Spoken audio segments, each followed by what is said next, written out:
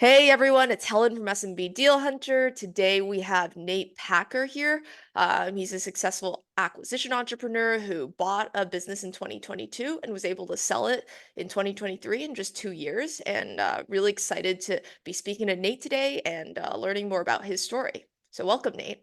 Thanks for having me on. I appreciate you being a missionary for the ETA gospel, and I certainly do my best to preach it to everyone around me too. So I'm happy to hopefully help encourage people to take that step and to look into it because it's been amazing for me. And it wasn't my plan. It was definitely my plan B, but I'm happy that I landed here.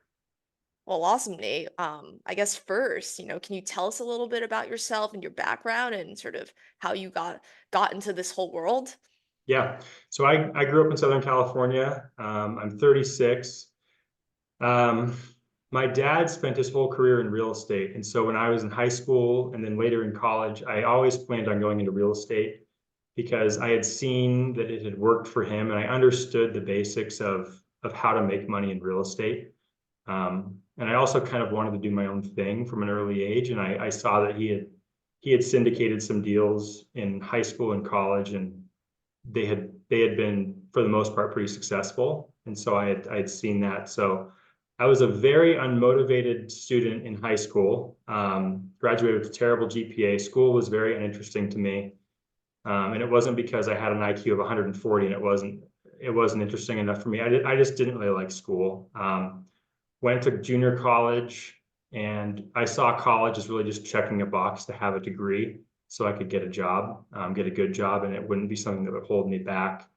And then I did a 2-year LDS mission up in Washington State. And that really changed me in a lot of fundamental ways. I learned a lot on that. I learned a lot about life and people going through like hard times and things like that. And I came back with a lot more drive and poise and direction and work ethic. Finished up school. I finished up my bachelor's degree at BYU Hawaii, which is a very small, lesser known satellite version of the Utah main BYU campus. I've actually visited just You visited it, because really? I spent about 6 months in Hawaii during COVID. I got stuck there and we were in Kanio. No, where was it? Anywhere near Kailua, Kaneohe, and we went up to the North Shore a lot and yeah, passed by, gave myself a self-guided tour. So yeah. That's Anyway, awesome. sorry to interrupt. Keep No, going. it's not. I mean, tourists go near it because the Polynesian Cultural Center is the #1 tourist attraction in all of Hawaii, and that's on the same piece of property as Yeah. BYU Hawaii because it's all owned by the church. But not a lot of people know about it because it was only a school of 2,500 when I was there. It was very small, um, and I surfed a lot, so I got a good education.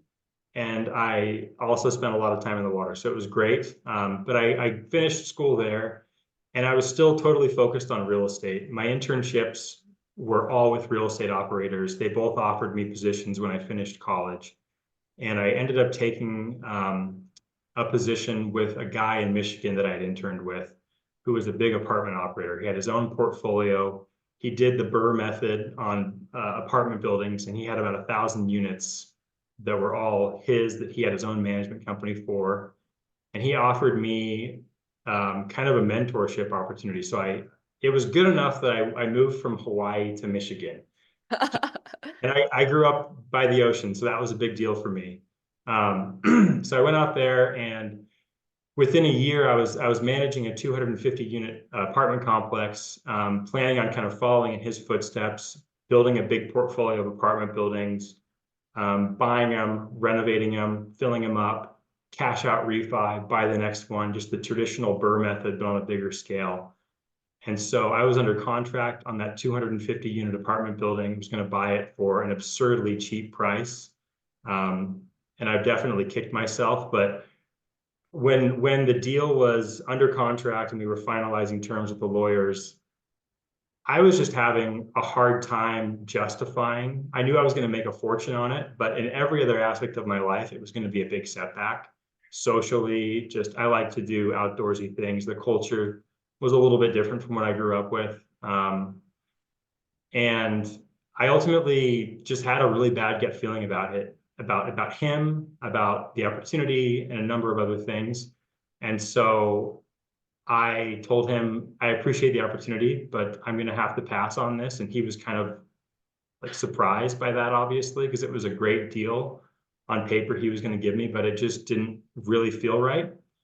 Um, and so I ended up packing up my truck and driving back to Orange County, California, where I grew up, with really no plan, but just knowing that I wasn't supposed to be out there.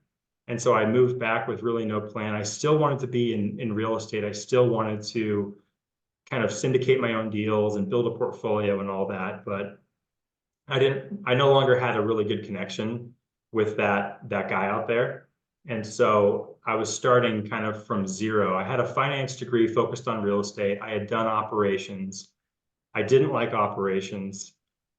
So I figured, well, construction's a part of real estate, and I can become um, talented in construction for the next few years until my 2009 opportunity happened. So I started working with a commercial general contractor in San Diego, worked for them for a few years. I had an opportunity to go out and work with an institutional REIT after that, managing projects for them. And then I worked with a company out of LA that had a national portfolio of apartments, and I was managing construction projects for them, kind of coast to coast, as an in-house construction manager for them. The whole time waiting for my 2009 opportunity to jump out and do my own thing, because now I knew construction, I knew finance, I knew operations, and I felt like I was really prepared. I had my models ready to go. Then COVID happened, and I thought this is going to be even better than 2009. The delinquency rates were up, the unemployment rate had skyrocketed, and I thought this is going to be, obviously you're kind of like a vulture, right? When you're in this position, you're kind of like hoping for a downturn in a twisted way. But I mean, I was on one hand salivating that things were looking like it was going to be a great buying opportunity. And then the market did the exact opposite of what I anticipated, and cap rates compressed, real estate values went up, and all my models were a mile away from penciling. So I remember having a conversation with my dad when I had kind of run the numbers and said, this isn't going to work. Like my models aren't working. I would have to have access to an absurd amount of money to be able to make any money with what cap rates are doing right now. And he had invested in a search fund, and I knew nothing about that. He said, well, you might consider, have you heard of search? Have you heard of the search industry? Have you heard of, buying businesses? And I said, no. And frankly, I didn't really want to hear about it because I had spent the last decade of my life preparing to go into real estate. And so he said, well, you might check it out. So I listened to Buy Then Build. I listened to a few podcasts. And the more I learned about it, the more I thought, this really is a great opportunity. This is a generational situation with a lot of boomers retiring, great businesses. And it actually sounds a little bit more interesting than real estate. And so I kind of started looking into that. At the same time, my family, my wife and our young baby at the time were living in LA. We wanted to buy a house. My parents and my siblings had all moved to Utah. My wife grew up in Utah. We could afford to buy a house in a decent neighborhood in Utah. And I was at that point, over a few months, I got into ETA and I thought, this is my next chapter. This makes sense. So I still had my job working for the company in LA, but I was able to go remote. I convinced them to let me move to Utah. We were able to buy a house, and the unemployment rate in Utah was much lower. They didn't shut down nearly as bad as California. Even before COVID, the unemployment rate was better. There are way less business regulations. I mean, California is the worst state to own a business in. They're consistently competing with New York to be the most unfriendly state to business. And Utah is on like the opposite end of the spectrum. So another reason. So we moved out to Utah in 2020, and I immediately started looking for businesses to buy. Ended up through word of mouth finding a window installation business through a friend's father-in-law. They were doing about 4 million in revenue. And I got that deal under contract. I spent about 5 months working with him. I had an SBA lender involved, going back and forth, sharing financials. Ultimately, that deal was a little bit too economically exposed. It had a lot of customer concentration. It was mostly focused on new residential construction, which I knew could stop. It could turn on a dime and change. And I'm pretty financially conservative. And so signing a personal guarantee for a $2 million purchase um, on something that had a few blinking red lights, to me, was something I wasn't comfortable with. So I backed out of that. And about a week later, I was at a dinner party with another couple and just mentioned to the wife, she said, "What's new with you? What's happening?" I said, "Oh, I had a deal under contract for 5 months and I ultimately walked away from it. So I'm back to square one looking for a business to buy." She said, "Oh, well, I have a friend and she has a company and she doesn't like her partner. They don't get along and you might want to talk to her." So a week later, I talked to her and it was almost a perfect fit. It was the you made a post a couple weeks ago about a business, crime scene cleanup, from Steve. I think it was Steve, and I Yeah. listened to that podcast and it was amazing. But similar thing where there was an industry that was out there that was an essential industry, and so but I'd never heard of it. And so Lisa, the girl that owned the business, she told me about commercial kitchen exhaust cleaning, which is any commercial restaurant. They have all the cooking equipment and they have the big stainless steel hood over all of that. And then there's duct work and there's a fan on the roof and it sucks all the greasy air out. And it has to be cleaned at certain intervals or the fire marshal will shut you down. So it's state mandated, required, reoccurring business. And she told me about it and it sounded incredible. And she said, the employees are tricky to manage, but aside from that, it's a great business. So anyway, started talking to her more. She was very motivated. Her partner wasn't, but she wanted to get out and he knew that without her, the thing wouldn't run. So I felt more like a divorce attorney, kind of working together with two unhappy parties than a business buyer. Sometimes I felt like a therapist, but ultimately was able to get the deal done. Uh, I would have brought an SBA lender in, but they had bad experiences with the bank and they wanted to close very quickly. And so I was able to get them to take on a significant amount of seller debt. And then I was able to get my dad to write me a check for the remainder. And I put in some money as well myself. And yeah, in 2022, beginning of 2022, January 7th, I bought the business, Cleaner Hoods in Utah, the 30-year-old business. The sellers had owned it for about 3 years. And prior to that, it was a literal mom and pop for the better part of 30 years. So I bought that. And at the same time, I still had my day job, which thankfully was, they had sold some of the portfolio. So my workload was a little bit lighter. And um, in 2021, they had sold another chunk of the portfolio and they had promised us a big bonus in 2022. And this had happened before and the bonuses were significant and they had sold a much bigger portion of the portfolio this time. So I was planning on quitting and running this business all myself. I had a personal guarantee on it with the sellers that was plenty big enough to sink me. And so I told my wife, I have to focus on this because there's a lot of risk here. And she's not a very financial person, but she gave me the best financial advice ever. And she said, don't quit your job.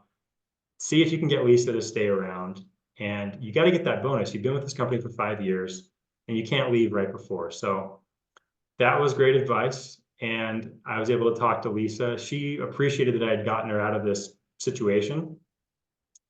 And so she stayed on, and 2022 was a crazy year. I had my job full time working for them. They didn't know that I had this business. Um, I was running this business full time, which operates at night. So sometimes I'd work all day on Zoom. And then at night, I would go put on my clothes and I would go manage the guys, sometimes help with actual cleaning myself, um, get a few hours of sleep, come in the next day. We would do Zoom links 5 days a week. So I'd be on Zoom and I'd have coworkers say, "You look really tired, Nate." And I couldn't say anything. Um, and then at the same time, we had our second child was born and my wife had two back surgeries. So it was a crazy, crazy year. I don't know how it all kind of stayed together, but the business grew. I got my bonus. They convinced me to stay on until the end of the year for another bonus. I convinced Lisa to stay on and help me run the day to day. My parents and my wife's parents helped with the kids. It was a wild, wild year. And How then did you structure the deal with Lisa to make her to keep her? how did I structure it? Yeah, how did you incentivize her to sort of stay I on board? Yeah, I gave her it was part-time for her. She was really good at it. I could have done it, but it would have taken me 50% as much time to do what she had done because she was so well versed at doing those things. She did the scheduling, she did compliance reports and other elements of the business. Um, but she felt like she owed me because I had gotten her out of a situation that was really emotionally challenging for her. And then I kind of really sweetened the pot. I needed her. And so I gave her a significant raise. I even offered her some equity. Um, and I just said, let's do this, like let's be partners. Let's take this thing to the next level. And we got along really well. She's really cool. And we just kind of clicked from day one. So yeah, we had a good like working relationship but I did definitely sweeten the pot for her That's smart. financially because it was a part-time thing for her. She didn't really need the money, but it was like an 80% raise kind of a thing. It was like, you can't leave me. No, that makes a lot of sense. That's super smart. What was the transition like, or how tough is it to learn the business? And did you sort of identify things you could do to grow the business immediately? What was that? What was it like coming into an industry you knew nothing about? Yeah, I mean, I didn't know anything about it, but it is a pretty simple business. It's essentially cleaning. It's crew-based cleaning. The tools are basic. You use chemical, you use plastic, you use scrapers. That's pretty much it. Um, so thankfully, that's one of the things I was nervous about with buying a business is I didn't want to buy like a printing business. I don't know anything about printing or an accounting firm, or there's a lot of businesses that would make me nervous, but this one was pretty simple. I also spent 4 years in high school and junior college doing carpet cleaning myself. So I worked for a company doing crew-based cleaning, so I got it, I understood it. And then I had spent, 10 years working with subcontractors and kind of blue collar people. So I was really comfortable with business, even though I came from a white collar background. It's really simple. And then originally I was planning on taking on everything, and Lisa would only kind of be involved for the first few weeks, but it just made more sense for her to stay. And so she helped with a lot of that.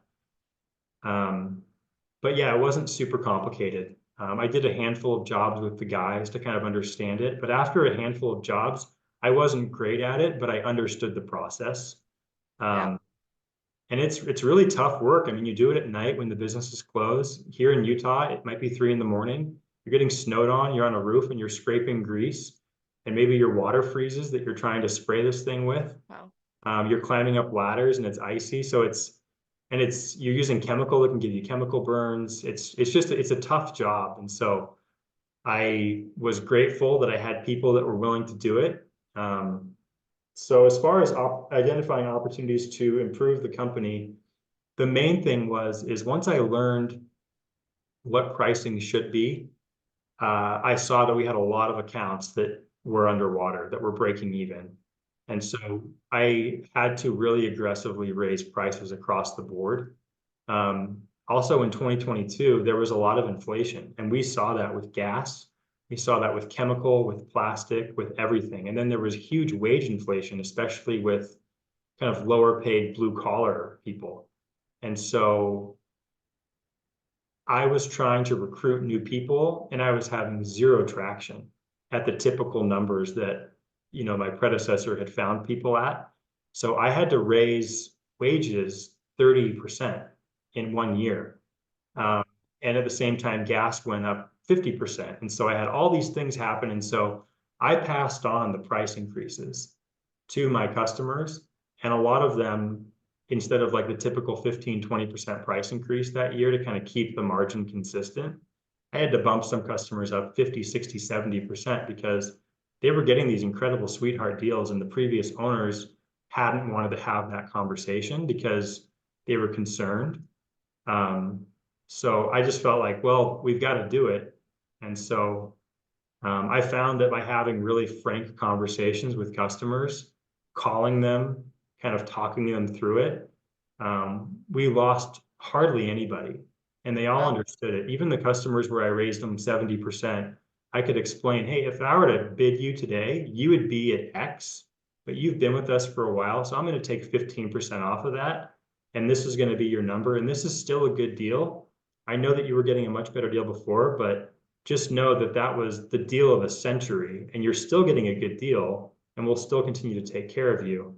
Um, but it's a massive increase. But it was a premium company. They had a good reputation. They had extremely low customer churn. So I was able to get away with it um, because I kind of bought a higher quality company. Because there are a lot of options in the space, but frankly, when people left, they would typically come back because we took care of people better than our competitors, in my opinion. No, that makes sense. I guess going back to, when you were looking at the business and still in your sort of search phase, I mean, obviously, you were kind of introduced. Sounds like it was more of like an off-market deal. What did how did you run your diligence process? What did that look like? What were some of the things you were looking out for that you discovered in that process? Well, thankfully, my uncle is an accountant, and so I leaned on him. Okay. Um, I and if I didn't have him as an accountant, I would have found somebody else to do the same stuff. So we opened up the books. And the other thing too is that my wife's really good friend was really, really good friends with Lisa. So I had a connection there where I automatically kind of trusted her, and she proved to be trustworthy the whole time. And so that was helpful. So I had access to the books. I was able to do a couple kind of ride-alongs as like a potential employee with the other owner, um, to kind of make sure that things were where they were. But yeah, mainly looking at the numbers. And then I talked to a number of customers and just wanted to confirm that these customers were real. Looked at some of the vans, met some of the employees, but having that personal relationship that I developed with Lisa prior to the sale was important. And then having my accountant say, like, yeah, everything's here. Like it's it's all being backed up with the bank statements and the financials and the tax returns. So it kind of all to get came together where like there were no skeletons in the closet, and everything that was being told to me was being verified. So and again, it's a pretty simple business, so it wasn't as difficult to do diligence on as some business that's really asset heavy, where you have like all kinds of equipment and machinery, and what condition is it in? Is like, does the van run or not? Um, oh, the van's out doing work tonight. Like clearly it's running. That kind of a thing. So it was a pretty simple business to do diligence on. And what size business sort of were you looking for? And, how many businesses did you speak to before you landed on that one? I spoke to two or three. Besides the window business that I looked at right before, I spoke to two or three businesses prior to that. Um, and I was looking for something that was big enough to replace my current income. That was the main thing. And I also didn't want to start with something really, really big with like, a maxed out $4 or $5 million SBA loan to where I would potentially get myself into trouble. I just wanted to find something that would replace my current income when I ran the numbers. So the window deal was bigger, um, bigger than I needed. And then this deal, they were doing about 800,000 in revenue and almost 300,000 in EBITDA when I bought them. So when I ran the numbers, what was left over for me was less than I had been making, but I saw that I was getting debt pay down equity, and then if the business grew, I get equity on that as well. And I also would be paying much less in taxes because I had a W-2 in California. So Right. there were overall it came out to a similar number, but I thought that, like down the road, if I make less for the first year or two, down the road it'll be worth it. So what point did you end up quitting your job? At the end of 2022, I planned on sticking around until May of 2022 because that's when the bonus came, and I was going to kind of give them my notice after that hit. But then they said, we don't have a whole lot of work for you to do since we sold so much of the portfolio. So I ended up the rest of the year, they said, we'll give you another bonus until you stick around. If you stick around until the end of the year, because you're working on two or three projects. And a couple of them were in Utah, which was crazy because my projects had been in like South Carolina, in Idaho, and all over the place, Colorado. And I just so happened to have my two projects in Utah. So I'm a Christian. I believe in like things happening, and I just felt like incredibly blessed with the fact that my projects were in Utah. They cut me down to about 16 hours a week, but they were still paying me full time. And they gave me an offer of a bonus at the end of the year if I stuck around. So it was like incredible. It was so I stayed on until the end of the year with them. And after May-ish, my hours were so light that I was able to spend most of my days running the business. And then at night as well, I would go out and I would answer phone calls and stuff like that. But yeah, so I kept it through the end of 2022. But the second half of 2022 was not a whole lot of work, frankly, for my W-2. That's amazing. That's very lucky. It was Um, incredibly lucky. Yeah. Yeah, I hear a lot of people who they work, 40, 60, 80 hours a week, and I think it makes it very challenging to buy business and take it over while still keeping that W-2 in those sort of scenarios. But it seems like, you were able to make both work. I guess especially in the second half of that year. Yeah, but my original plan was to quit my job once I bought the business, and I ran the numbers so that it would replace my income. So that would have been fine. And I Yeah, would have been able to do that, and I would have been able to kind of pay my mortgage and support the family. But yeah, my work just happened to have, you know, kind of golden handcuffs, and I was able to keep the previous owner involved. Yeah, through that year. that's great. I guess, was the goal always to, sell the business so quickly? Did you want to sort of just buy a business for cash flow, to replace your income? And that was kind of the entire thought behind it? Or did you always know that, there's going to be an eventual exit? I mean, no, I wasn't originally planning on selling that quickly. I was planning on keeping it for a long time, paying off the debt. I had a 5-year note with the sellers, paying off the debt, enjoying that bigger cash flow, paying off my dad. And so I could just have all the cash flow. So I was planning on getting out of debt as soon as possible on the business. And I was aggressively trying to grow it. I was out pounding the pavement. I was doing all the estimating. I was aggressive on growth. I wanted to add fire suppression to the business. I wanted to take it from four, it was at 3.5 crews when I bought it. I wanted to take it to 8 crews, add fire suppression, and just turn it into a monster. And that was my plan, was to make it a really big company that was doing, over 1 million in EBITDA.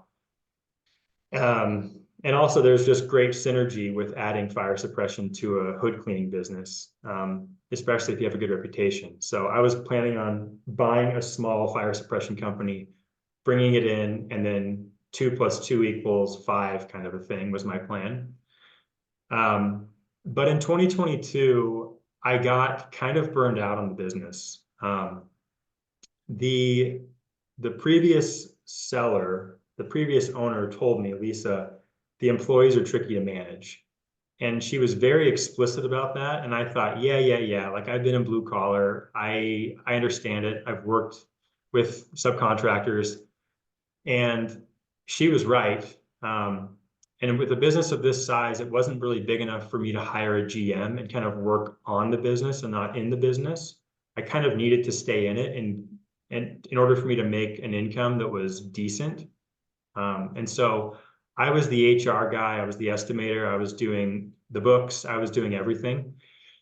And like any small business, working with the employees is the most artful and difficult and critical thing that you'll do as the operator.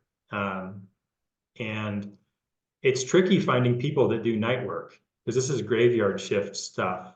And so finding people that want to do that work in general is tricky. Finding them that want to do a greasy, messy, stinky, up on a ladder at 3 in the morning getting snowed on job is even harder. And so it's very difficult to replace your employees. Um, and so it was just a tricky situation to manage. I had, coming from a white collar background where there's a certain kind of level of mutual respect among people that are working with each other. Even with my employees, I was kind of blown away by kind of how they would address me or things like that. And I was like really good to them. And I had some employees that were just really tricky. and some that I just didn't really feel comfortable being around at times too. I had to let some people go, and things got weird a few times. And so I thought, um, I'm not sure I want to keep this business super long term, because this is becoming a little bit more of a stressor than I was expecting.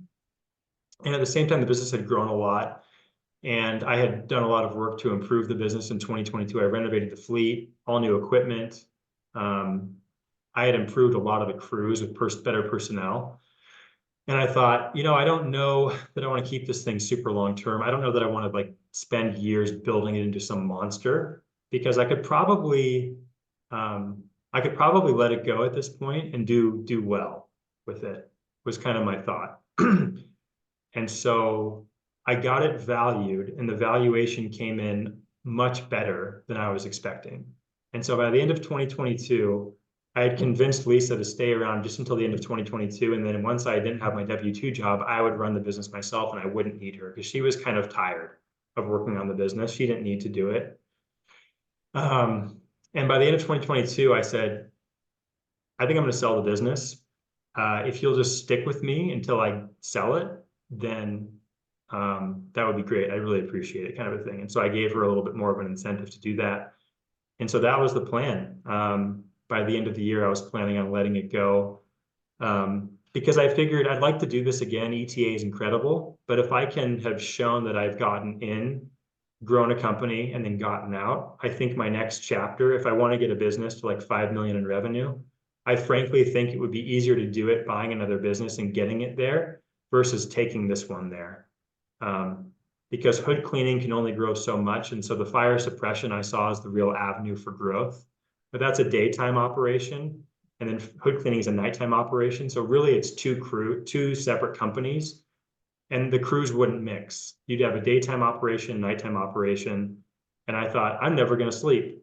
Uh, my wife's back problems were still going on. They still are going on. We had two young kids. They're 1 and 3 now. And so I was helping out at night. We had a baby with reflux. I was having to go out and help with jobs at night, oversee jobs, do quality control. And so running a night-based business just didn't work for me. So I saw an opportunity to get out. And I could have stayed in and it would have been fine. But to me, it just felt again like a gut feeling. I just felt like the right move for me was to kind of take chips off the table, take the win, move on. And there was a better avenue to getting a business to becoming like $1 million EBITDA business versus this business that I had. How much did you grow the business in that just 1 year? It sounds like, you did a lot to, improve systems and processes and, hire better crew. Did you end up growing the business quite a bit as well? Is that what justified like a much higher valuation, or what was it, do you think that I guess, justified such a higher valuation when you got it appraised So again? revenue grew from when I bought from 2021 to 2022 calendar years, the revenue grew 40% in our first year. Wow. And then I would say the EBITDA margin improved as well, because I was pretty aggressive on pricing and I wasn't going to do jobs that were going to break even. And so we had we had basically EBITDA growth as a percentage of revenue. And then also How much was the business growing before that, if you don't mind me asking? it was growing, but they were buying other companies, kind of inorganic growth. So it's tricky to say how much they were growing, because they bought a couple companies in 2021, the year before I bought them. And so they had grown a lot. I mean, when they bought the business, it was doing like 250 in revenue. When they sold it, it was doing 800. But they had had two acquisitions along the way.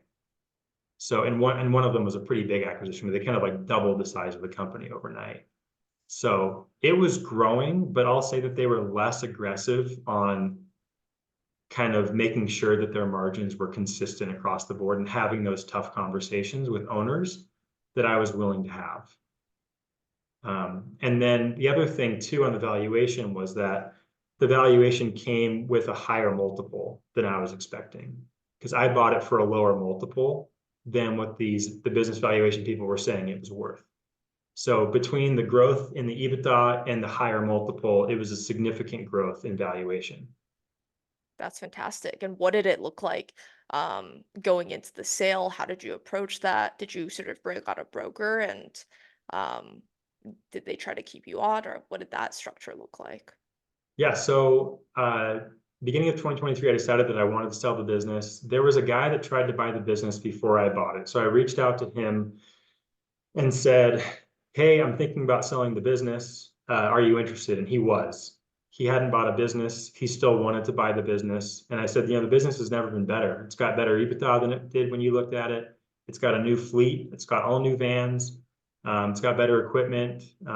Everything's better about it. So if you want to buy it, let's talk. So he signed an NDA. We were going back and forth on numbers and things like that. And then I got a cold call, and the guy on the phone just said, "I'm looking to roll up hood cleaning businesses in Utah." And so I was just frank with him, and I said, "Well, if you're going to do it, you want my business because it's the biggest and we have the best reputation. I take customers from all my competition, and we rarely lose customers. When we do, it's overpriced, and they're usually not good customers. So if you want to do a roll up, you want my name." And so I worked with him as well. So at one point, I had two buyers. We're going back and forth. And the cold call buyer, he came from private equity and he understood roll ups and all that. So he ended up buying me and a smaller competitor of mine locally at the same time. It took a long time. It was supposed to happen in May and then July and then September. It didn't end up happening until December. But the good news is the price kept going up because we kept having record-breaking month after record-breaking month because I kept bidding aggressively and I kept making sure our margins were good. Um, and so ended up selling in the end of 2023. And what was nice about him buying the other company, he offered me to stay on, but I told him I'm planning on doing another business venture. I'm not going to have bandwidth to stay on. But the other CEO of the other hood cleaning company that he also bought stayed on.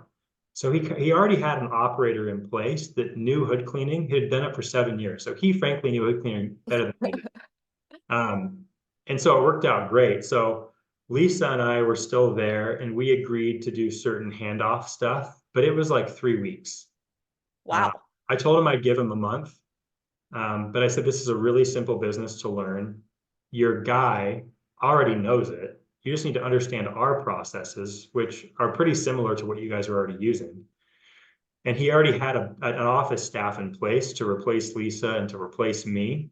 So yeah, it was 3 weeks. We did a few ride-alongs together. I introduced him to the guys. I showed him our systems, how we do things. And after 3 weeks, it was like a text or an email every few days. And that's what it is today. I get a text maybe once a week with a question, and that's it. So it was a really, really smooth transition, but mainly because he bought a competitor and already he had some know-how involved in the roll-up. Got it, got it.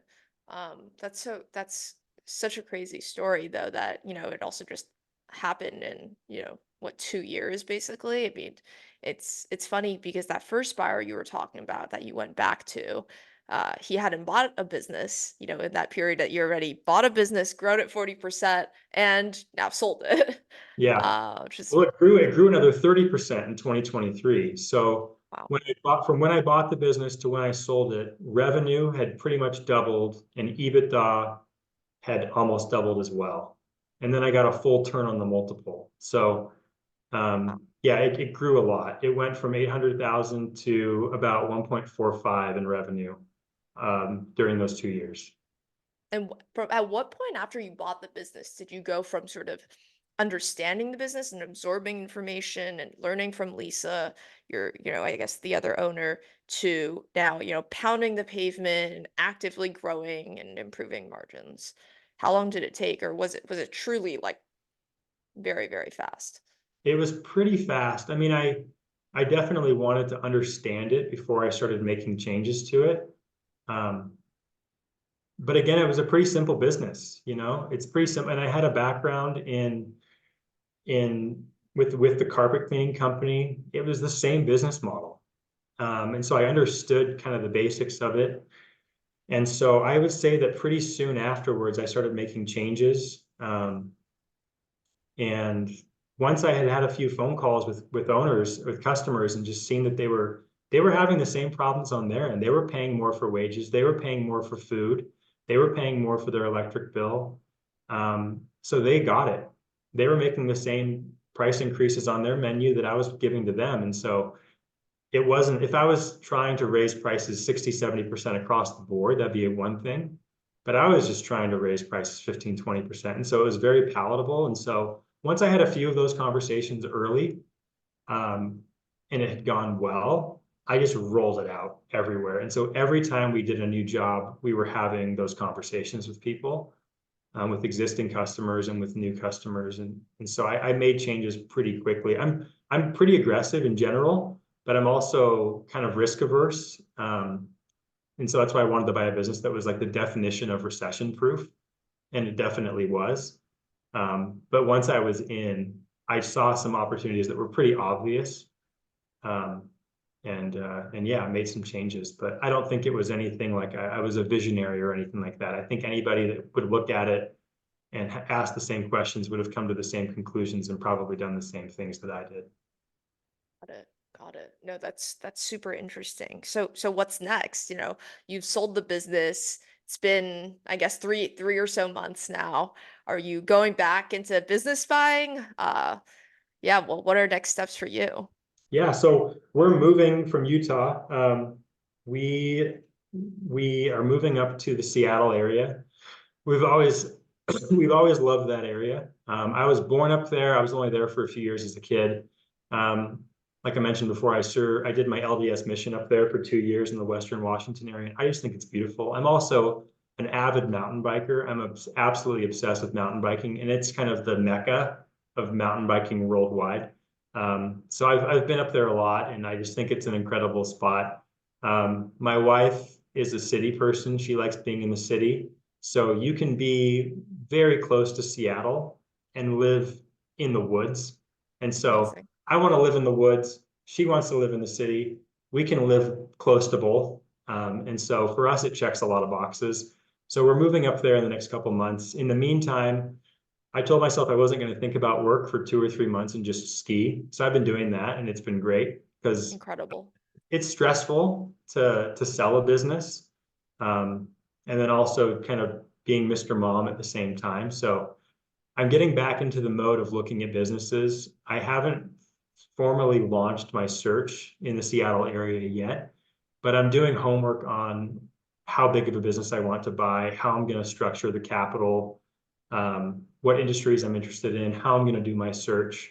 So I'm kind of getting the groundwork ready, but I'm not actually going to start knocking on doors, making phone calls until I'm up there and I can look owners in the eyes and talk to them. So, but yeah, I'm kind of enjoying my hiatus and getting our house ready to turn into a rental and just kind of managing some stuff at home, enjoying time with our kids. We have a 3-year-old and a 1-year-old, so took her to preschool today. So yeah, just enjoying that. I've definitely had a lot of time with the kids and the family recently, which has been really great. No, that is great. I'm curious, what are you gonna do differently this time around, buying a business for your second time? Yeah. Well, I won't buy another business that's purely night work. It's really difficult to replace employees. And so because of that, you have a limited ability to improve your employee base. And I found that to be really tricky. Um, I won't buy a business like that. I will also be a little bit more careful about insurance. I was a little underinsured, and this business Mhm. has a lot of insurance risk, lots of liability risk for fire purposes and things like that. Um, so those are the two changes that I'll make going forward. Um, but I'm really open to a lot of different industries. I'm open to the size of businesses. I'd like to buy a business big enough that I can work on it and not in it. If it has an existing management element, that would be great. But at the same time, I'm definitely thinking twice about signing a big personal guarantee big enough to sink me because now I finally have a little bit of money and I'd like to not lose it all. I've worked pretty hard to get it. So those are kind of the things that I'm thinking about next. Um, But there are so many businesses out there. I don't want to be really industry specific or very focused on something that's small, because I felt like one of the things that brought me success with this last venture is that I was open-minded. And I had a phone call with someone that on a business that frankly sounded too small to kind of hit my needs. So yeah, I'm trying to be open-minded and kind of see what's available. I also really feel like I've been led and directed in my life a lot toward good things, and things tend to fall into place for me if I'm being patient and being thoughtful.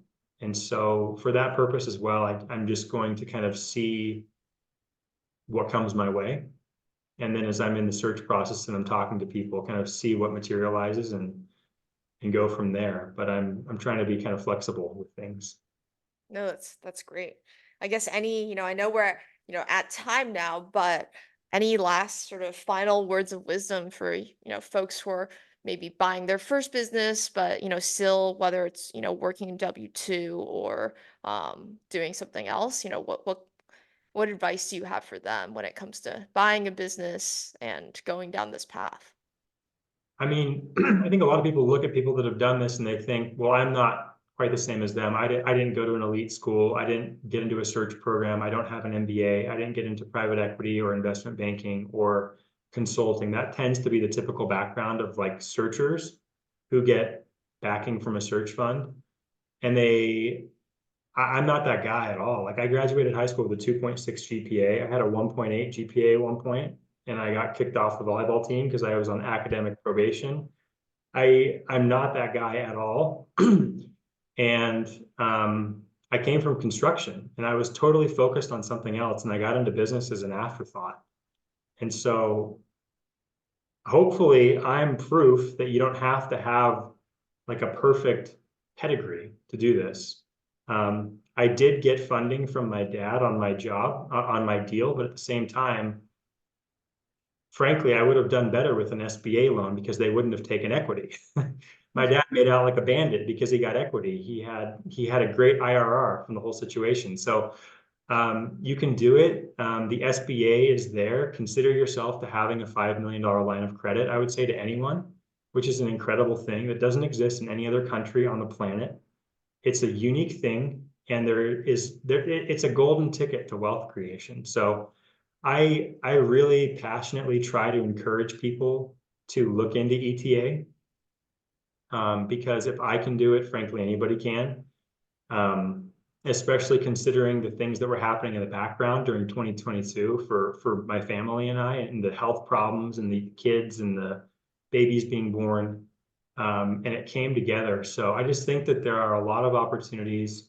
Um, and even if you don't know how you're going to structure a deal, I would still look at deals. I would still look at biz buy sell. I'd look at other places.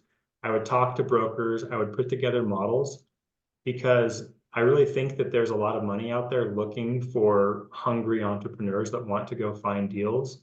And you don't have to have connections to money, especially with the SBA. And there are a lot of investors. You can go to searchfunder.com.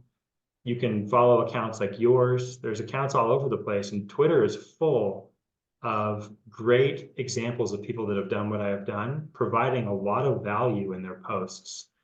So I would just say to go for it. The personal guarantee is the big hurdle for a lot of people that are already making a lot of money and they're concerned about risking all of it. And that's why I specifically turned down a deal that was economically exposed to a downturn. And I bought a business that I thought was extremely resilient. Um, and so there's a lot of businesses like that that exist that you can buy. And if you run the numbers and you're conservative with your model, then you should be able to get to a point where you're comfortable signing that personal guarantee. And that's what it took for me, because I wasn't happy to do it, and I wasn't going to just do it quickly without any thought. So I would just say to go for it. You probably don't like your job anyways. You probably feel you could do things better, and you're probably right. So you should probably just go for it, is what I've told to a lot of my friends. And I think I'm slowly winning some of them over. I love that. Well, Nate, thank you again. It's been great just learning your story and, let's stay in touch and, would love to hear what the next venture is. Hopefully you'll let me invest and Yeah, excited for what's to come. Thanks. Yeah, thanks for having me on. I really appreciate your voice and what you're doing, and I just think that the more people that are involved in this space, the better, because there are a lot of opportunities out there, and a lot of people that are capable of doing this, and people like you that are, enabling investment and things like that. So I think it's great. So yeah, happy to talk to you, and definitely we'll keep in touch and let you know what happens with the next deal. Yeah, sounds good. Well, thank you again, and yeah, let's stay in touch. We'll talk soon. Okay, bye, Helen. Bye, Nate.